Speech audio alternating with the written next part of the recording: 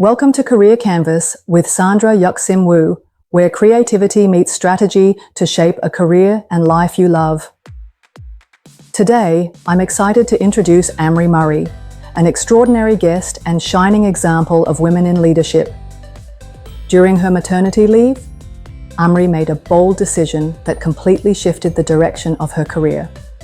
In our conversation, she opens up about what work-life balance truly means to her and her mission to empower other legal professionals to launch their own firms. Now a licensed paralegal, entrepreneur, and educator, Amri is the founder and owner of AJ Murray Legal Services. She and her team deliver outstanding results in landlord and tenant disputes, small claims court, human rights matters, and more. Her client-first approach and unwavering commitment to justice are deeply inspiring. But Amri's impact doesn't stop at the courtroom. She's a dedicated mentor, guiding aspiring paralegals through licensing prep and career transitions. She also volunteers with Reach Canada, offering pro bono legal support to people with disabilities, and serves on the Paralegal Education and Advocacy Committee of the County of Carleton Law Association, advocating for professional development across Eastern Ontario. If you're exploring a legal career, thinking about launching your own business, whether in law or another industry, or simply want to hear the story of a resilient, purpose-driven legal entrepreneur, this episode is for you. Let's dive in and start painting the canvas of your career, one bold stroke at a time. I am absolutely thrilled to welcome Amri Murray because you are a licensed paralegal, a successful business owner, a dedicated educator, a community advocate, and top it all off, you're also a marathon runner. Okay, so that is very impressive. You wear so many hats, right, with passion, purpose, and also a lot of energy. I know for sure for this kind of drive, it just doesn't happen by accident. Where does it all start? From working for a law firm to founding your own legal practice. What inspired you to start to make that leap? Thank you, Sandra. I think what inspired me to make that leap to open in my own firm mainly came from being a legal assistant. And I'll tell you a story, actually, Sandra. One day, while being a legal assistant and working at the law firm I worked at, a human rights file came across my desk. And I looked at the file and I realized that one of the parties was a self-represented person. And I looked at the matter, Sandra, and my heart broke. My heart broke because I realized that this person may not succeed with this human rights claim simply because they're unrepresented and they're not sure how to navigate, right, the system. And I thought, oh my goodness, this would be a joy for me to do, a joy for me to just help this person figure out this issue, this problem. Because when I read the story, I realized that this person has really had some tough time. And I recognized that I could help. And I'll tell you that that case stayed with me. It just stayed with me for months. I couldn't stop thinking about it. I couldn't stop thinking about all the other people who are probably in a similar situation that I could potentially help. But of course, when you're thinking about starting a business, going out on your own, it brings a lot of fear, right? And worry. You're going to have to think about the fact that you're not getting a salary. You're going to have to think about covering your own expenses. How do you do that? Are you going to get clients? That was one of my biggest fears. I thought, oh my goodness, nobody's going to come to me. Who's going to hire me? Why would they come? And I kept telling myself these negative things. I said, listen to your accent, look at your color, look at, all of these different things to kind of give me that mental block, when we do all that negative self-talk.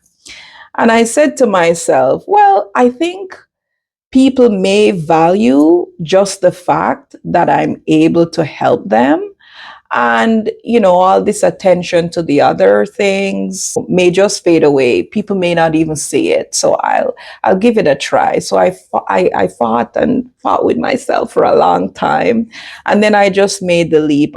So I was inspired just by the thought that there are people out there that I know I could help, because these are people, Sandra, who are sort of caught in the middle, right?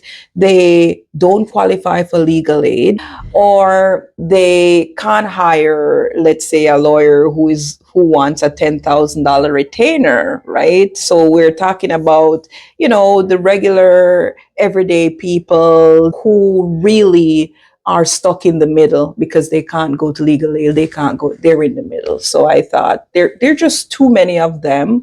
And even though I may not be able to serve everybody, just serving a few people can make a difference. You started as a legal assistant. Yes. And then you started with that story. Yeah.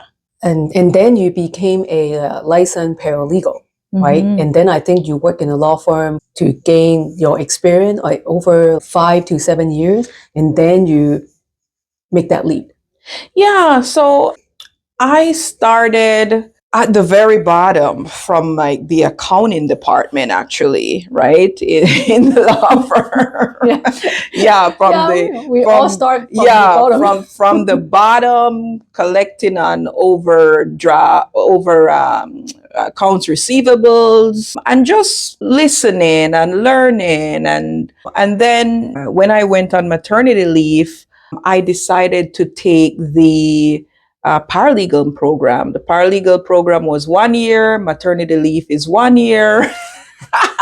The correlation. I completely see the correlation. Yeah. I thought, listen, what I was thinking, Sandra, is how am I going to make this leap from where I was at, accounting, doing, collections, and, how was I going to make that leap to being a legal professional? I can't quit my job to go to school for a year. And at that time, Algonquin was 2 years, the private schools 1 year, and nobody offered the program part-time. Nobody offered the program at nights. So I thought to myself, there's no way I'm going to be out of work for a year or 2 years. I'm on maternity leave. It's going to be exceptionally difficult with a screaming baby, a newborn baby, but this is my chance. That's what I thought. I thought to myself, I don't know if there's going to be another point in my life where I have a year. Okay. Yeah. So I registered, and of course, everybody thought I was crazy. What are you doing? How are you going to do this? So my mom came, and while I went to school, she would stay with my baby. When I got home, he's all mine. So literally, I had a book in this hand and a baby in this hand at nights, every single night. And that kid has not slept through a night since he was a baby until now, and he's 9. Finally. So it was really, really, really, really difficult. Yeah. And studying and taking care of a newborn baby. But for me, it was a sacrifice that I thought I needed to make if I was going to make this ambition of mine and this dream of mine come to fruition, right? That's how I started. So as soon as I finished, and I'll tell you this too, I even graduated with an award of merit. I was a top student, not just for my class, but for the entire faculty for that year. Very impressive. Yeah. Yes.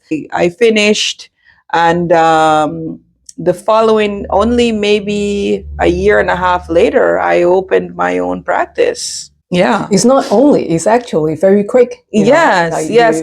Yeah. I think it's because I had that vision from before, right? From before I took the course, and I had a good idea of what I wanted to do and what I wanted to accomplish. And it's just to really, take the small steps in the right direction to actually get there, right?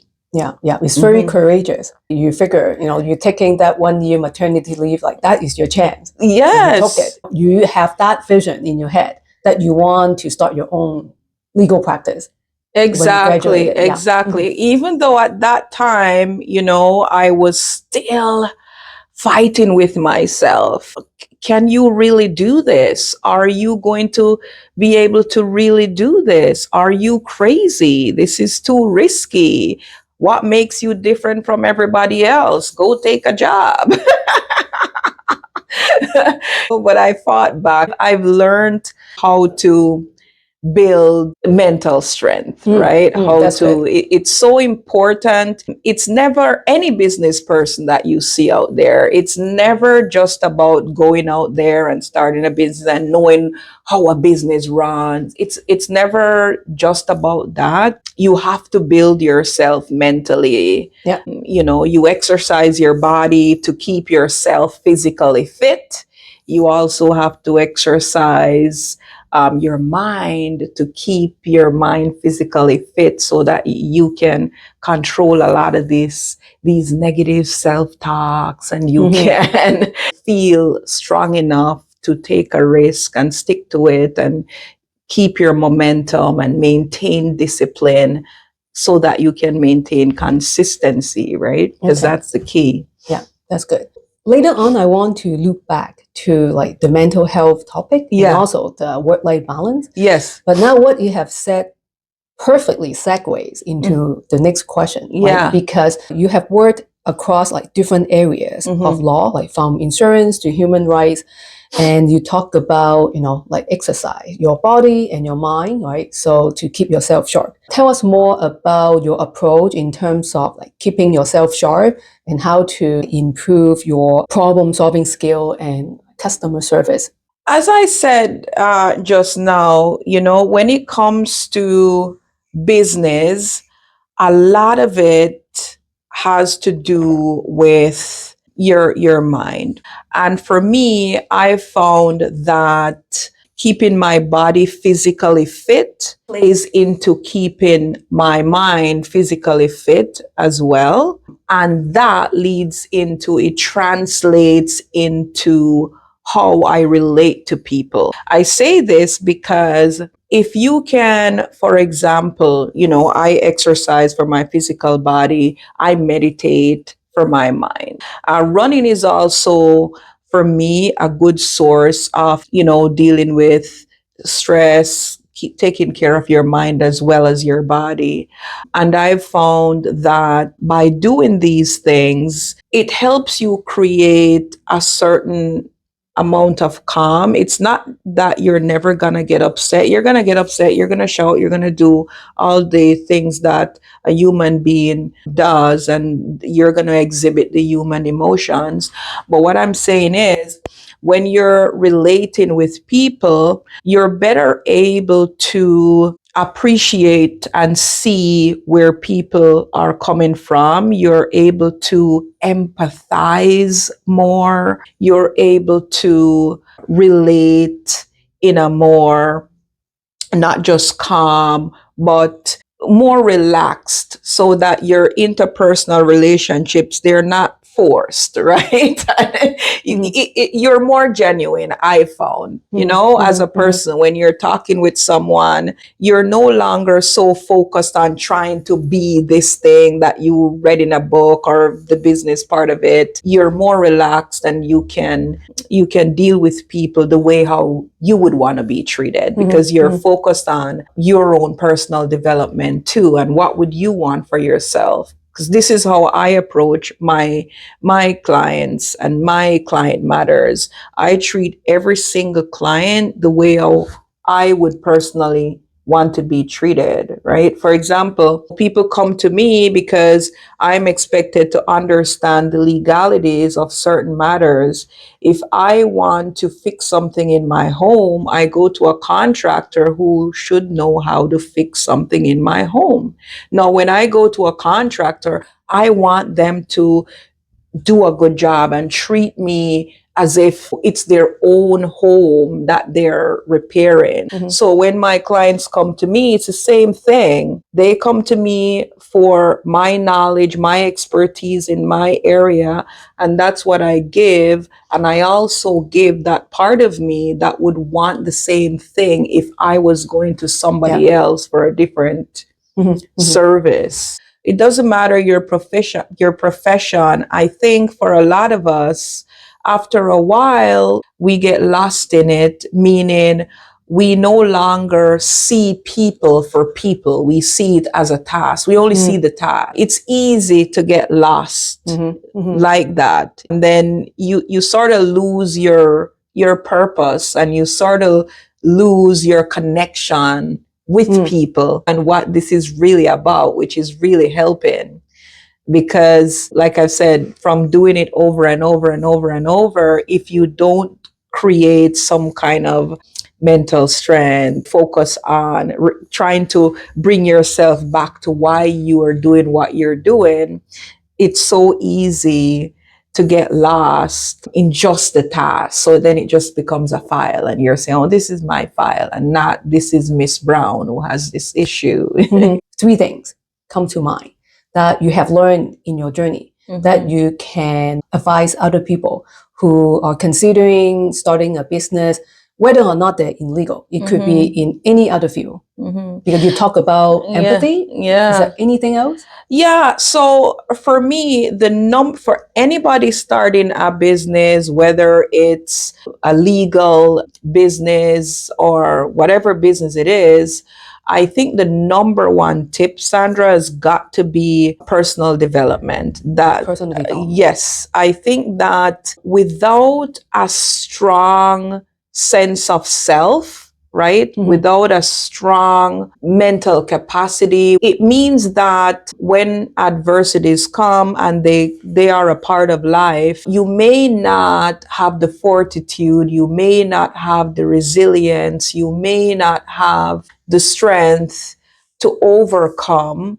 and to still push forward with your business and what you're trying to accomplish, because you didn't spend the time to build that foundation, which starts with yourself, before you start trying to build this new business. Because no business, pretty sure, will ever work if there's no leader that can lead and remain consistent and create momentum and potentially inspire others too. So my number one tip is gotta be have personal development. You've got to invest in yourself through some kind of personal development, whether you're gonna do some kind of meditation, whether you're going to do seminars about learning about building empathy, about how to get rid of negative self-talk, how to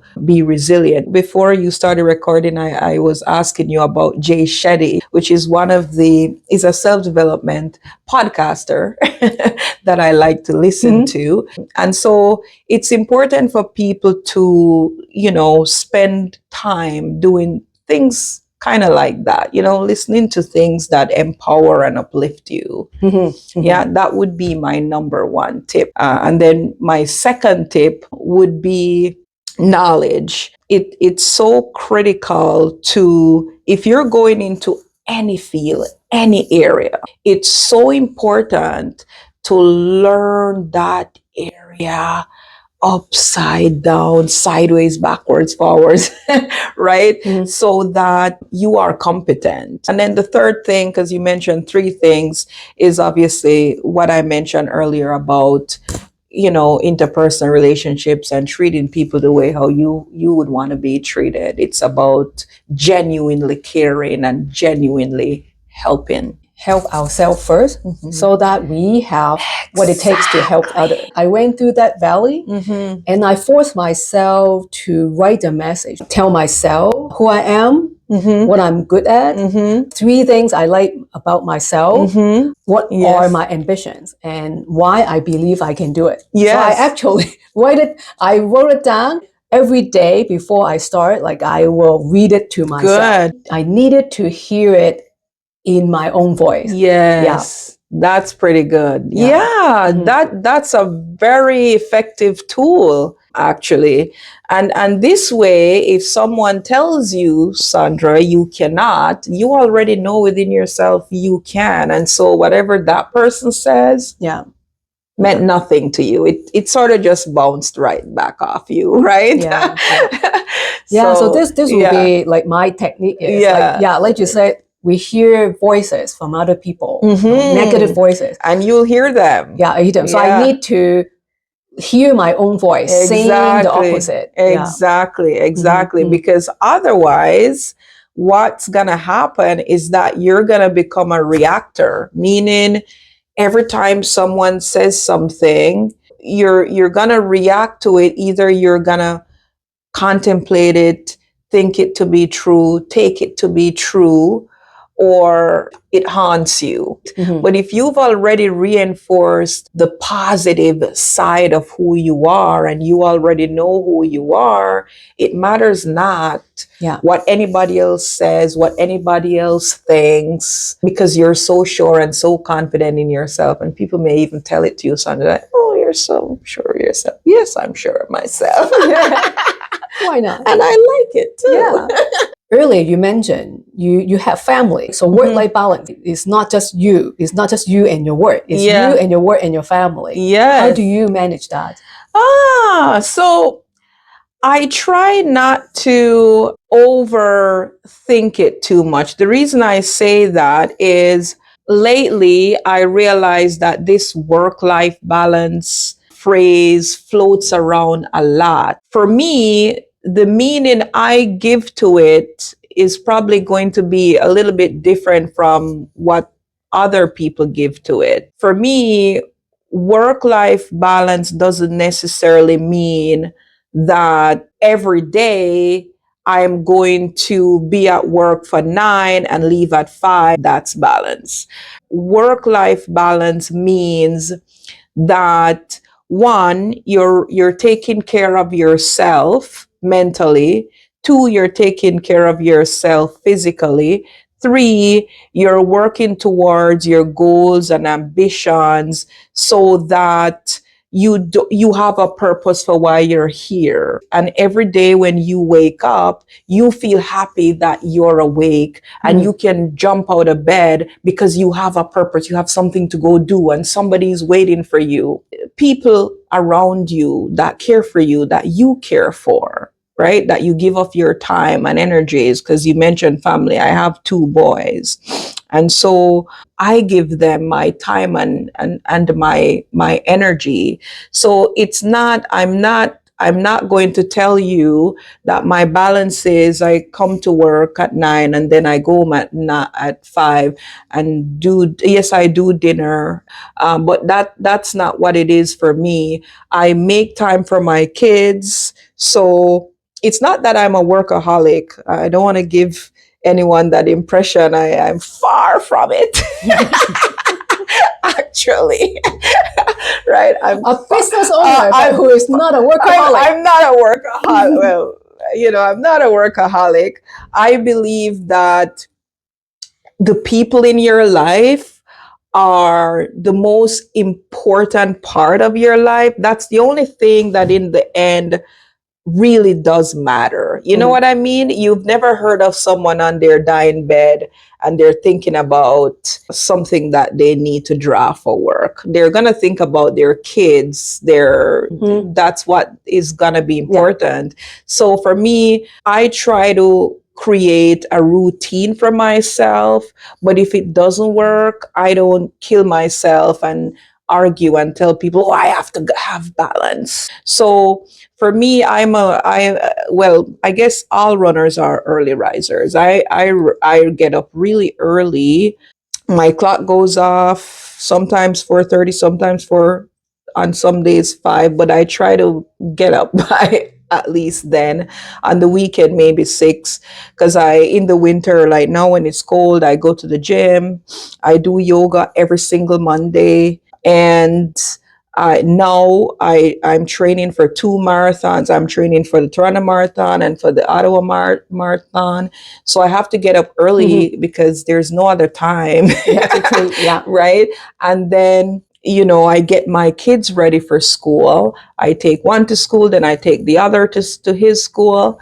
And then I get ready for work, and I try to balance. For me is trying to be present for every moment that you're in. That's a part of my concept of balance. So Okay. for example, if I'm at work, I am at work. Don't tell me about everything else that I got to do. This is what I'm doing right now. If I'm with my kids, that's what I'm doing. Don't call me and tell me about, right? So balance for me is being present in every moment that you're in. So if I'm in doing this talk with you, that's what I'm doing. I'm not thinking about what I'm going to make for dinner and, trying to be distracted about that, right? So balance is caring, as long as I have a routine to take care of myself, my yoga, my reading. I read one book every single month, self-development book. As long as you're doing that, right, you're making time for these different parts of what makes us a human and what makes us better, then I think that is what balance really is. I'm going to the movies with my kids. I'm going to watch their basketball game. If I'm at my son's both my sons play basketball. If I'm at their basketball game, that's what I'm doing. You'll never see me trying to answer an email, or that's what I'm doing. Okay, I see. Okay. That for me is what balance really is, and being present in the different moments. Yeah. You have supported many aspiring professionals through teaching and mentoring. What common challenges do they face and how do you guide them? That's a good question. As with any profession, doing the academic part of, or the academic foundation for your profession, it helps and it guides you. But in the real world, in the practical sense of things, a lot of people will find that there's still a lot of learning to be done, right? That a lot of the new licensees face when they come to me is that have them draft something and they'll say, oh, but that's not how I learned it. This is different. I don't think there's a gap. I just think that in the real world, that's just how it is with every profession, where it's always going to be so different than the academics, right? So a lot of the new licensees, a lot of the students I take, they always find it so fascinating that the practical sense of things is so different, but it still comes alive for them. But it is challenges for them, because when the students come, because I try to take as many students as I can every year from all over, colleges in Toronto, colleges here in Ottawa. I take students because I have an office in Toronto as well. So I'll take students there, I have paralegals there who will help them. Like I said, so fascinated and thankful for the opportunity to, for example,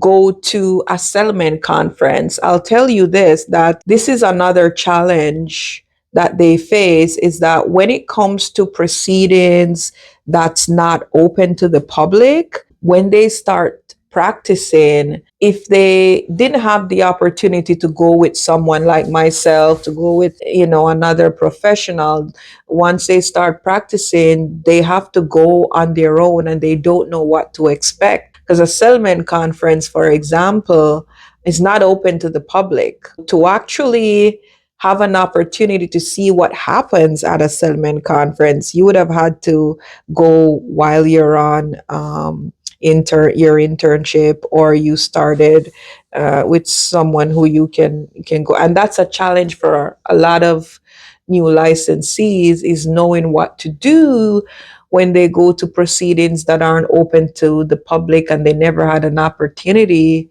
to really see what happens in those types of proceedings. So that's where I come in. That's where my firm comes in. So I want to see licensees who are competent, right? Who, when they go to a settlement conference, they know what to do. They're not standing when I did that. My first settlement conference, I had never seen one. So I thought I was supposed to stand and address the judge. So there I am standing. And he goes, "It's okay, sit down." And I keep forgetting and I keep standing up. And he said, and the judge says, "Sit down, Miss Murray, it's okay." That's very cute. I know. The judge was very patient. He realized what was happening. He saw it. He thought, that's a newbie right there. In my firm, I hire a lot of new licensees, and I just help them to go to a lot of these proceedings and learn, because the last thing we want is for the Law Society to have licensed paralegals, and then it turns out that it wasn't a good idea because we're no good, and we don't want that. So I want to help as many as I possibly can. So it's clear that there was no mistake made when the decision was made to have us licensed and to give us the opportunity to go to court. It was not a mistake. If you look around, our province is probably the only province. I know there are other provinces who are, kind of looking at us as the example, and even the States. I want to see it happen all around the world. Within the last 7 years, I think my firm has hired maybe more than 15. I'm trying to give people an opportunity, because if nobody gives people, it's hard work, I know, but someone has to do it. We can't all say, "Go away, you have no experience." What? And of course, I understand, and you do have to protect the public, and you do have to protect the clients, and that's why you help to build them, to help make them competent. You're there with them every step of the way. It's a lot, but it has to be done, because I think we play such a vital and critical role in this province. And I think that our profession is creating a wave of change when it comes to how legal services are provided. If we have people who are willing to pass the baton and help each other, we can only grow, we can only get bigger, and it can only get better, not just for this province, but for our country. And like I said, who knows, people outside other countries may start mirroring what we're doing here. And you also volunteer for Reach Canada. Yeah. Right? You're helping people with disability. How can professions in legal or in any other field be more inclusive and supportive of people with disability? Because it's actually an area that's dear to me, and it's not because I have someone with a disability or I have a story around it. There are some people who may need a little bit more accommodation than others because of a lot of the stigma that may be attached to certain disabilities, and people may not speak up. And for me, it's important to ask. I've done a lot of pro bono work, and it's not because I have a lot of time to give away for free. It's just because At some point, you have to also help wherever you can without thinking about what you stand to gain. For some of my clients, my pro bono clients, their disability is not something that you can necessarily observe. And so in my practice, if I'm meeting someone here, I still ask if there's anything that I can accommodate them with or help in any way. And you'd be surprised by just asking that question.